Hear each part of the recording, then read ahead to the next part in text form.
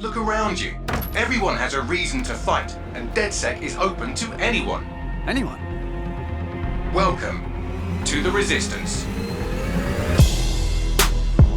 It's basically exactly what it sounds like. Everybody in the entire open world of the game can be recruited to your resistance movement in DedSec. It literally means that as you're walking down the street, it's the characters that you normally would be background characters or just there for flavor or whatever, like every single one of those people is real. Moving towards play as anyone has given us an opportunity to really focus on what makes people different and what makes people unique and what makes individuals special. And London's people obviously are, the people who never surrender. And it was really, exciting for us to be able to embody those people and those characters in that context. A lot of it goes back to the fantasy of the game. And when you look historically at resistance movements, there's usually not one or two heroes who do the whole thing. A lot of times it is, sort of ordinary people and doing extraordinary things in extraordinary circumstances. So we wanted to be true to the spirit of that.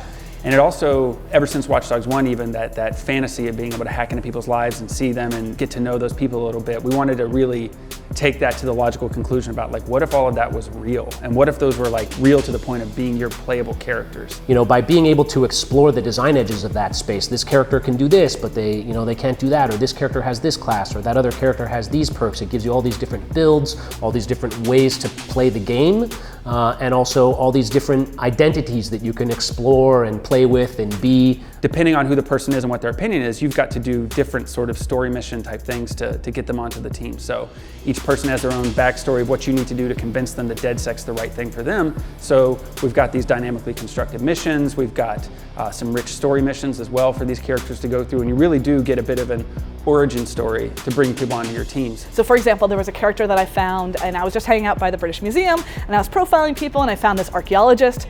Makes sense, they work at the British Museum, I look at their profile and they studied history and they have an Egyptology degree, and I'm like, okay, this is pretty standard archaeologist things, but then I look into their profile and I see what kind of things that they do, and they're being questioned by the police. Like, oh, that's interesting. It's not every day that an archaeologist is questioned by the police. And so I look at their schedule and they go to work, they meet with their friends, they go out to eat, they meet with a detective investigating with them, and then at 3 a.m. every day, they go and they commit vandalism at the British Museum.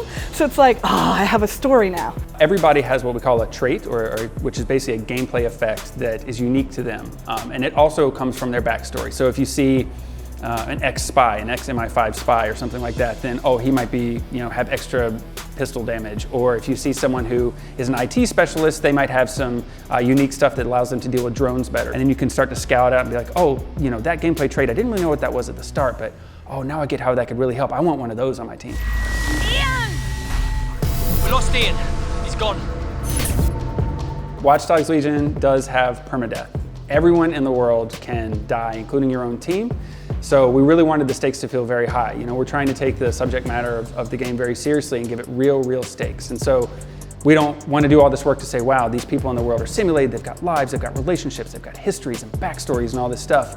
And then they come onto your team and they're kind of like useless fodder that, that either can't die or, you don't care about. Like, people when they go into these missions, again, these are ordinary people, so they do have the ability to die. It has a sort of cascading effect on the world as well. If someone's getting blackmailed, I can go find the blackmailer and I can kill them if I want to, right? It's like solves their blackmail problem. They're not being blackmailed anymore because their blackmailer's dead.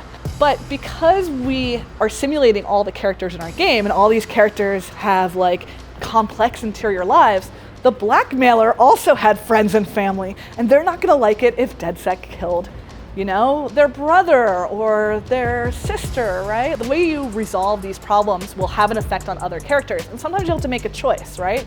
If you see two people in an altercation and they're both interesting people and you want to recruit them both, you can, but their problem might be each other. So you have to sort of choose, okay, which one do I help now? And that means the other one's gonna have a much lower opinion of me.